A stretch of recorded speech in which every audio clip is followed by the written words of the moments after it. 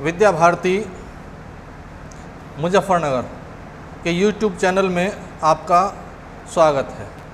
आज हिंदी विषय के अंतर्गत कवि हरिवंश राय बच्चन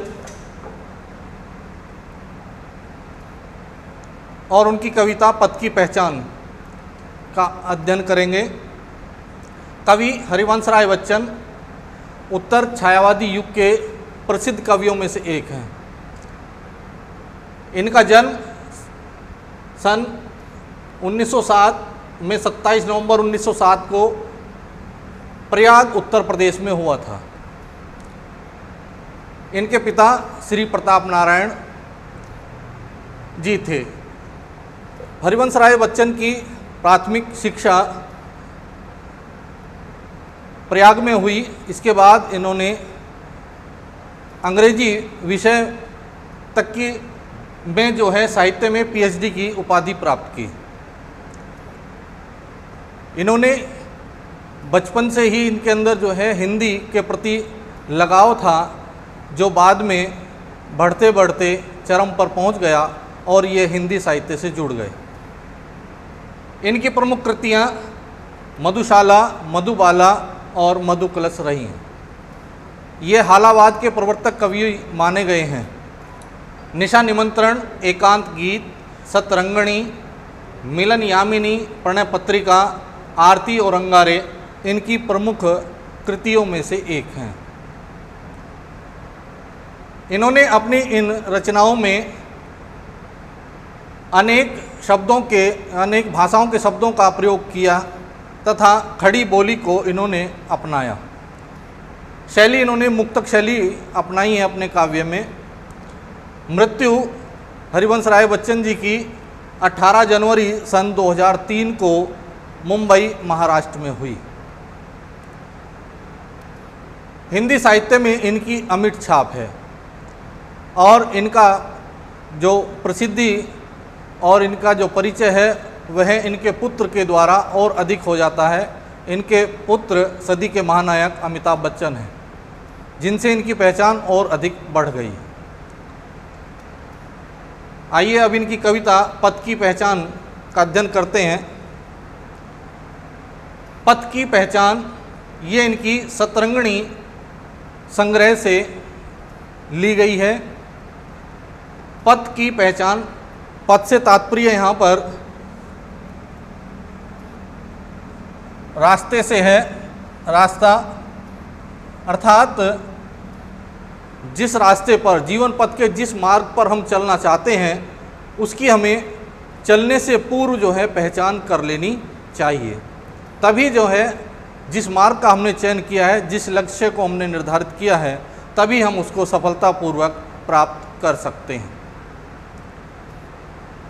आपने देखा होगा कि बहुत सी बार हम बिना सोचे समझे किसी भी मार्ग पर कदम बढ़ा देते हैं और मार्ग की आने वाली कठिनाइयों से हम विचलित होकर के फिर जो है पुनः दूसरे मार्ग का चयन कर लेते हैं और इस प्रकार हम जो हैं बार बार कठिनाइयों के कारण जो है अपने रास्ते बदलते रहते हैं, जिसके कारण हम अंत तक जो है सफलता को प्राप्त नहीं कर पाते हैं। इसलिए कवि ने जोर दे करके कहा है कि हमें चलने से पूर्व अपने मार्ग की पूर्णतया पहचान कर लेनी चाहिए। छात्रों के जीवन में भी इसी से संबंधित उदाहरण बहुत मिलते हैं देखने के लिए कि बहुत सी बार छात्र जो है वह अपने कोई भी विषय का चयन कर लेता है, लेकिन जब चयन करता है तब वह सोच विचार कर नहीं करता और फिर बाद में जब उसको कठिनाई होती है तब वह उन विषयों को बदल लेता है। परिणाम स्वरूप ना तो वह पहले विषयों का रहता है और ना ही वह बाद वाले विषयों में रुचि पूर्वक जो है पढ़ पाता है और ना ही उसको उसमें सफलता मिल पाती। इसलिए हमें भी जो है किसी भी कार्य को करने से पूर्व जो है एक बार विचार कर लेना चाहिए, तभी हमें किसी भी मार्ग पर कदम बढ़ाना चाहिए। तो कवि क्या कह रहे हैं कि पूर्व चलने के बटोही बाट की पहचान कर ले। पूर्व यानी चलने से पहले, बटोही पथिक, बटोही से यहाँ पथिक या राहगीर से है।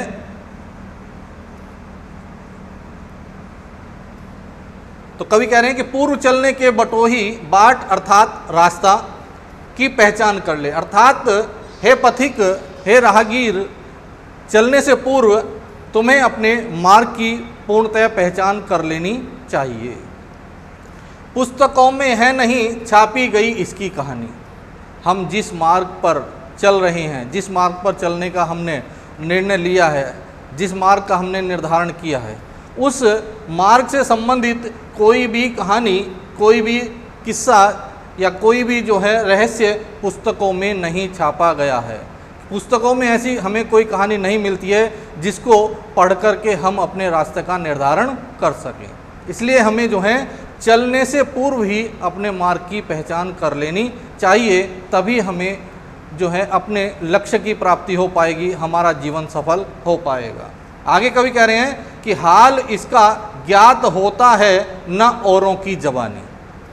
तो कह रहे हैं कि जिस मार्ग का हमने चयन किया है, जिस मार्ग पर हम चल रहे हैं, इस मार्ग के विषय में औरों की जबानी, औरों के कथन द्वारा, जबानी से मतलब यहाँ पर कथन से है कि औरों के जबानी अर्थात औरों के कथनानुसार या उपदेशानुसार हमें किसी मार्ग के विषय में कोई जानकारी नहीं मिलती है। इसलिए कवि कह रहे हैं कि हाल इसका ज्ञात होता है न औरों की जबानी। अर्थात जिस मार्ग पर हम चल रहे हैं, जिस मार्ग का हमने चयन किया है, उसके विषय में किसी दूसरे के कथन या उपदेश के द्वारा हमें कोई जानकारी प्राप्त नहीं होती है। इसलिए जो है हमें चलने से पूर्व ही अपने मार्ग का निर्धारण कर लेना चाहिए, उस पर सोच विचार कर लेना चाहिए। अनगिनत राही गए इस राह से उनका पता गया। जिस मार्ग का हमने चयन किया है, जिस मार्ग पर हम चल रहे हैं, हमसे पूर्व भी उस मार्ग पर अनेक राही, अनेक पथिक, राहगीर जो हैं जा चुके हैं, लेकिन उनका पता क्या, लेकिन उनका कोई नाम और निशान नहीं है, उनका कोई प्रमाण नहीं है। अर्थात उन्होंने बिना सोचे विचारे अपने लक्ष्य का निर्धारण किया, जिसके कारण वह अपने लक्ष्य तक नहीं पहुंच पाए, असफल रहे, और यही कारण है कि आज तक भी उनका कोई अता पता नहीं है, उनकी कोई जानकारी हमें नहीं है, उनका कोई प्रमाण हमें प्राप्त नहीं होता है। आगे कवि कह रहे हैं, पर गए कुछ लोग इस पर छोड़ पैरों की निशानी। लेकिन कुछ ऐसे भी महापुरुष हुए हैं जिन्होंने जो है चलने से पूर्व अपने मार्ग का निर्धारण किया, अपने मार्ग के विषय में सोच विचार किया, और तब उस पर उन्होंने कदम बढ़ाया, और ऐसा कदम बढ़ाया कि वह उनके जो पद चिन्ह हैं वह आज हमारे लिए प्रेरणा स्रोत बने हुए हैं। अर्थात कुछ ऐसे भी महापुरुष हुए हैं जिन्होंने सोच समझ करके अपने लक्ष्य का निर्धारण किया, और उनके जाने के बाद आज उनका नाम अमर है, और उनकी प्रेरणा हमें भी उन्हीं लक्ष्य को प्राप्त करने के लिए आगे प्रेरित करती रहती है। यह निशानी मूक होकर भी बहुत कुछ बोलती। मूक से तात्पर्य यहाँ पर मौन से है। ये महापुरुषों के जो चरण चिन्ह हैं, जो कदमों के चिन्ह हैं, वह जो है आज भी हमें आगे बढ़ने के लिए प्रेरित कर रहे हैं। उनकी यह निशानी मूक अर्थात मौन होकर भी हमें निरंतर आगे बढ़ने के लिए प्रेरित कर रही हैं। आज भी हम महापुरुषों के आदर्शों का पालन कर रहे हैं, उनके बताए मार्ग पर चल रहे हैं, और निश्चित रूप से जीवन में सफलता को प्राप्त कर रहे हैं। अर्थात यह निशानी मूक होकर भी बहुत कुछ बोलती है। अर्थात महापुरुषों की जो ये मूक निशानी है, यह हमें आगे बढ़ने के लिए प्रेरित कर रही है। खोल इसका अर्थ पंथी, पंथ का अनुमान कर ले। इसलिए हे पंथी, हे पथिक, इन रहस्यों का खोल इसका अर्थ, अर्थात इसके जो महापुरुषों ने रास्ता अपनाया, जिस मार्ग पर चल कर के वे सफल हुए, उसके रहस्य को जान कर के भी पंथी है पथिक, पंथ का अनुमान कर ले। हमें भी चलने से पूर्व पंथ का अर्थात रास्ते का, मार्ग का अनुमान कर लेना चाहिए, सोच विचार कर लेनी चाहिए। पूर्व चलने के बटोही बाट की पहचान कर ले। इसलिए है पथिक, हमें चलने से पूर्व ही अपने मार्ग की पूर्णतः पहचान कर लेनी चाहिए, तभी हमें जीवन में सफलता प्राप्त हो सकती है, और जो हमने लक्ष्य बनाया है हम उस लक्ष्य को प्राप्त कर सकते हैं। तो कवि ने जो है इस प्रथम पद्यांश में यही समझाने का प्रयास किया है कि यदि हम किसी कार्य को करने से पूर्व सोच विचार कर लेंगे, तो हमारे मार्ग में आने वाली जो कठिनाइयाँ हैं उससे हम विचलित नहीं होंगे और निश्चित रूप से हम आगे और आगे बढ़ते जाएंगे और जीवन में जो हमने लक्ष्य चुना है उसको हम प्राप्त कर लेंगे। अतः हमें चलने से पूर्व अपने मार्ग की पहचान कर लेनी चाहिए। इसके बाद आता है इस व्याख्या से संबंधित जो होता है काव्य सौंदर्य। काव्यगत सौंदर्य में कवि ने इस पद्यांश में सरल खड़ी बोली का प्रयोग किया है। इसमें विभिन्न भाषाओं के शब्दों का भी मेल हुआ है, लेकिन मुख्य रूप से इन्होंने खड़ी बोली का प्रयोग किया है। रस यहाँ पर वीर रस का प्रयोग किया है, अर्थात वीरता के साथ आगे बढ़ने, क्योंकि इसमें जो है कवि ने का जो गुण है वह ओजपूर्ण रहा है। छंद यहाँ पर गीति शैली, जो छंद जो है यहाँ पर तुकांत मुक्त रहा है और शैली मुक्तक शैली का कवि ने प्रयोग किया है। अलंकार यहाँ पर अनुप्रास और विरोधाभास अलंकार के यहाँ पर दर्शन हो रहे हैं। विरोधाभास से तात्पर्य यह है कि कवि ने यहाँ पर बताया है कि यह निशानी मूक होकर भी बहुत कुछ बोलती, यानी ये निशानी जो है मूक है, मौन है, लेकिन फिर भी कवि ने बताने का प्रयास किया है कि यह बहुत बोलती है, अर्थात हमारा मार्गदर्शन करती है। अर्थात एक और यहाँ मौन है और दूसरी ओर बोल रही है। इनमें दोनों शब्दों में विरोधाभास के दर्शन, विरोधाभास अलंकार के दर्शन भी हमें हो रहे हैं। तो ये था कवि के कविता का पहला पद्यांश। इसके बाद हम आते हैं दूसरे पद्यांश पर। दूसरा पद्यांश है, यह बुरा है या कि अच्छा, व्यर्थ दिन इस पर बिताना। अब असंभव छोड़ यह पथ दूसरे पर पग बढ़ाना। तू इसे अच्छा समझ, यात्रा सरल इससे बनेगी। सोच मत केवल तुझे ही, यह पड़ा मन में बिठाना। हर सफल पंथी यही विश्वास ले इस पर बढ़ा है। तू इसी पर आज अपने चित्त का अवधान कर ले। पूर्व चलने के बटोही बाट की पहचान कर ले। अर्थात कवि यहाँ पर भी यही बताने का प्रयास कर रहे हैं कि जब भी हमें किसी कार्य को करना होता है उससे पूर्व हमें सोच विचार कर लेना चाहिए, तभी हमें जो है अपने लक्ष्य तक पहुंचने में सफलता प्राप्त हो सकेगी। वो कह रहे हैं, यह बुरा है या कि अच्छा, व्यर्थ दिन इस पर बिताना। जिस मार्ग का हमने एक बार दृढ़तापूर्वक चयन कर लिया है, सोच विचार कर लिया है और हमने उस मार्ग पर बढ़ना आगे आरंभ कर दिया है, यह बुरा है या कि अच्छा, क्योंकि उसमें अनेक कठिनाइयों का सामना हमें करना होगा और तब हमें ऐसा मालूम होगा कि हमने जिस मार्ग का चयन किया है वह रास्ता गलत है।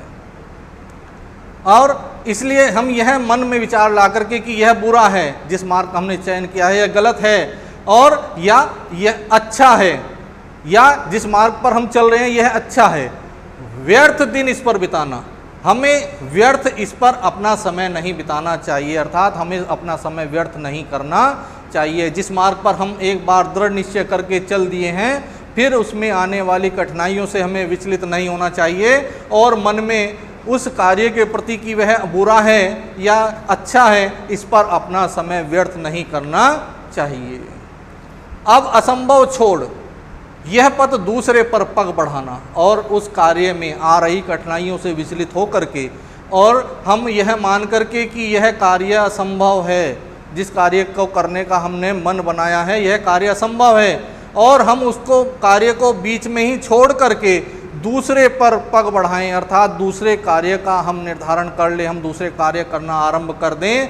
यदि हम इन कठिनाइयों से विचलित होकर के मन में यही करते रहेंगे तो निश्चित रूप से हम जो है सफलता को प्राप्त नहीं कर पाएंगे।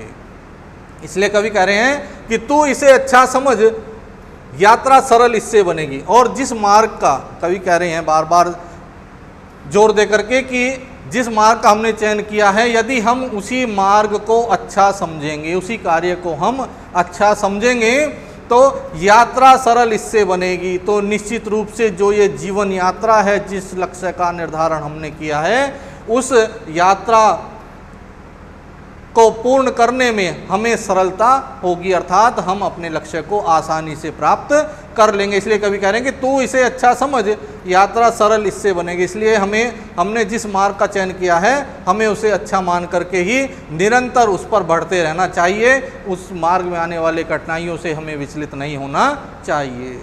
सोच मत केवल तुझे ही यह पड़ा मन में बिठाना।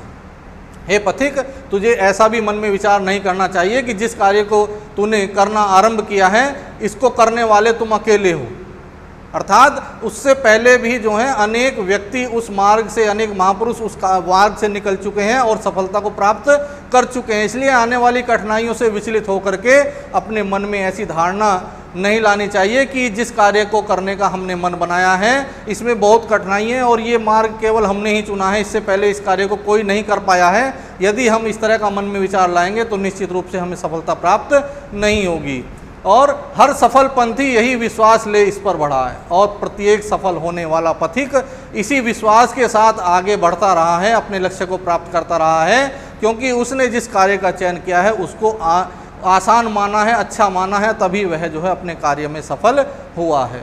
तो इसी पर आज अपने चित्त का अवधान कर ले। इसलिए हे पथिक, तुझे भी आज अपने चित्त कहते हैं यहाँ पर मन, इसलिए हे पथिक तुझे भी जो है जिस कार्य का तूने चयन किया है तुझे भी उस कार्य में ही अपने मन का अवधान यानी मन को दृढ़ता पूर्वक लगाना है, मन को दृढ़ करना है, तभी तुझे जो है उस कार्य में सफलता मिल सकती है। पूर्व चलने के बटोही बाट की पहचान कर ले। इसलिए हे पथिक, हमें चलने से पूर्व जो है अपने मार्ग के विषय में पूर्णतया विचार कर लेना चाहिए, सोच समझ लेना चाहिए। और जिस मार्ग पर हमने एक बार कदम बढ़ा दिया विचार करने के बाद, तब हमें उस मार्ग पर कभी भी कदम पीछे नहीं हटाना चाहिए, कभी रुकना नहीं चाहिए। तभी हमारी सफलता निश्चित होती है, तभी हम जीवन में सफल बन पाते हैं। इसलिए हमें जो है एक बार विचार करने के बाद कभी पीछे मुड़कर नहीं देखना चाहिए। इस पद्यांश में भी कवि ने सरल खड़ी भाषा बोली का प्रयोग किया है। यहाँ पर भी रस वीर रस है, छंद तुकान मुक्त है, शैली मुक्तक शैली है और अलंकार यहाँ पर कवि ने अनुप्रास अलंकार का प्रयोग किया है। अनुप्रास अलंकार के यहाँ पर दर्शन हो रहे हैं। अनुप्रास अलंकार वहाँ होता है जहाँ पर वर्णों की आवृत्ति होती है। बहुत से छात्र जो है इसमें गलत कर देते हैं और वो शब्दों की आवृत्ति लिख देते हैं। शब्दों की आवृत्ति अनुप्रास अलंकार में नहीं होती बल्कि पुनरुक्ति प्रकाश अलंकार में होती। आइए इसके बाद तीसरे पद्यांश पर आते हैं। तीसरे पद्यांश में भी कवि ने यही बताया है कि जिस मार्ग का हमने एक बार सोच समझ करके दृढ़ निश्चय करके मन में विचार ठान लिया है, करने की सोच ली है और करना आरंभ कर दिया है, उसमें अनेक कठिनाइयाँ आएंगी। हमें उनसे विचलित नहीं होना है बल्कि हमें उन कठिनाइयों से संघर्ष करते हुए जीवन पथ पर आगे बढ़ते रहना है। इसी प्रकार की प्रेरणा कवि ने इस पद्यांश में दी है। और क्या कह रहे हैं कि है अनिश्चित किस जगह पर सरित गिरी गौहर मिलेंगे।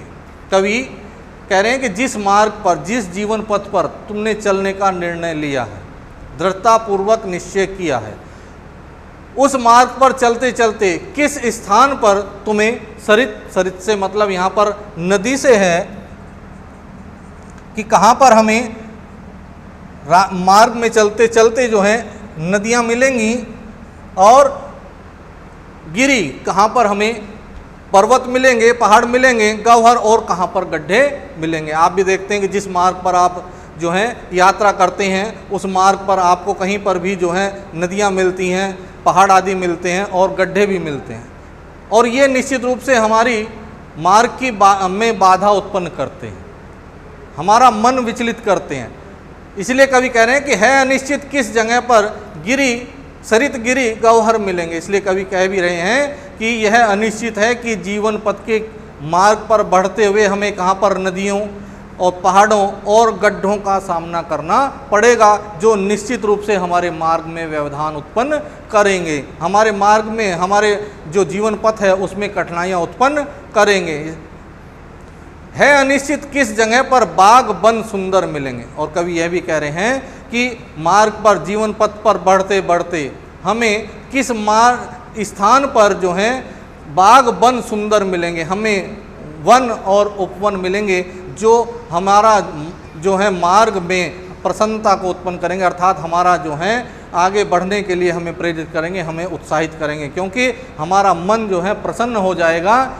इसलिए जो है कवि कह रहे हैं कि हमें कहाँ कठिनाइयों का अनुभव होगा और कहाँ पर जो है हमें जो है हमारा उत्साह बढ़ेगा, कहाँ पर हमारे वन और उपवन में जा कर के हमारा मन जो है प्रसन्न हो जाएगा, ये अनिश्चित है। किस जगह यात्रा खत्म हो जाएगी यह भी अनिश्चित, और जीवन पथ के इस मार्ग पर बढ़ते बढ़ते कब हमारी जो है जीवन यात्रा समाप्त हो जाएगी, कब हमें मृत्यु प्राप्त हो जाएगी, यह भी अनिश्चित है। भले ही हमने कितना भी दृढ़ निश्चय क्यों न किया हो मार्ग पर बढ़ने का, लेकिन मार्ग पर बढ़ते बढ़ते चलते चलते किस स्थान पर हमारी मृत्यु हो जाएगी, हमारा जो लक्ष्य है वो बीच में समाप्त हो जाएगा, यह भी अनिश्चित है। किस जगह यात्रा खत्म हो जाएगी, यह भी अनिश्चित है। यह अनिश्चित है, इसके विषय में कुछ नहीं कहा जा सकता कि हमारी यात्रा चलते चलते कहाँ समाप्त हो जाएगी, हमें कहाँ मृत्यु प्राप्त हो जाएगी, हमारी यात्रा कहाँ समाप्त हो जाएगी, यह अनिश्चित है अनिश्चित। कब सुमन कब कंटकों के सर मिलेंगे, और यह भी अनिश्चित है जीवन पथ के इस मार्ग पर बढ़ते बढ़ते कि कब सुमन, सुमन से तात्पर्य यहाँ पुष्प से है कि हमें कहाँ पर जो है पुष्पों का दर्शन होगा, अर्थात कहाँ पर हमें वन और उपवन में सुंदर पुष्प खिले हुए दिखाई देंगे और वे हमारे उत्साह को बढ़ाएंगे, हमारे मन को प्रसन्न करेंगे, हमारी थकान को दूर करेंगे, यह भी अनिश्चित हैं। कब कंटकों के सर मिलेंगे, और मार्ग पर चलते चलते कब जो हैं कांटे हमारे मार्ग की बाधा बन जाएंगे, कब अवरोध उत्पन्न कर देंगे, यह भी अनिश्चित है।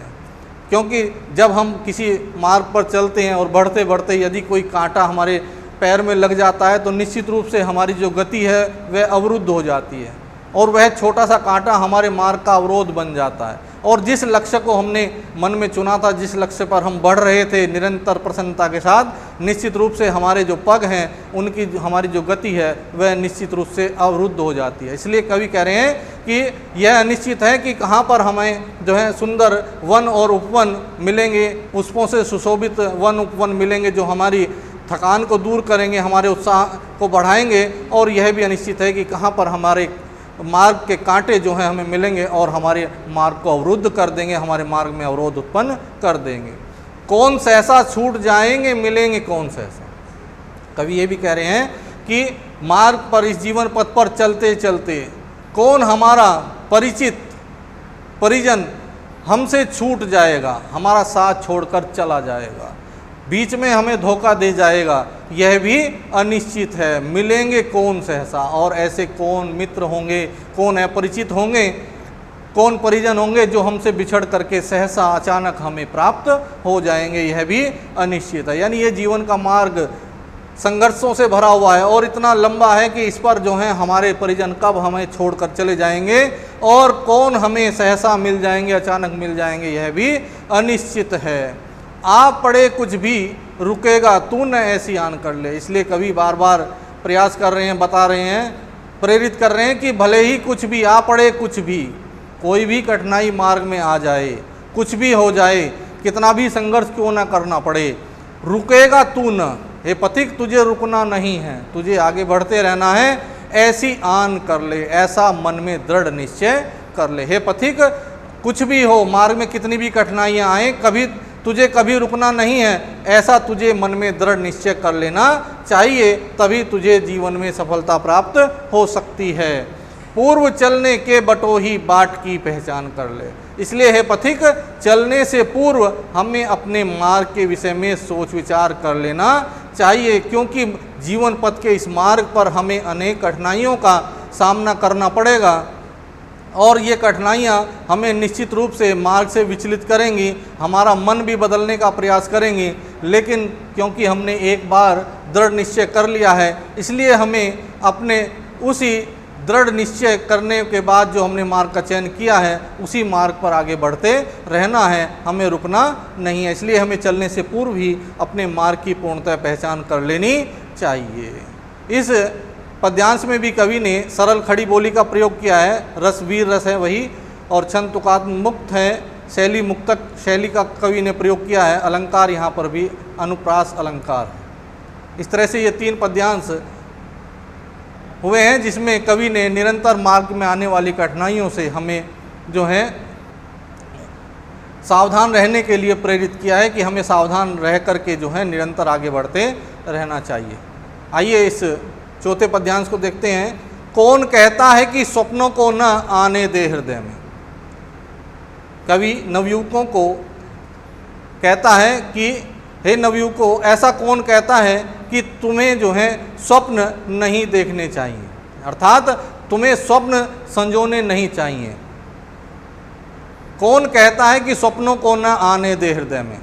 इसलिए कवि कह रहे हैं कि ऐसा कोई नहीं कहता कि हमें स्वप्न संजोने नहीं चाहिए, लेकिन हमें स्वप्नों को साकार करने के लिए भी प्रयास करना चाहिए।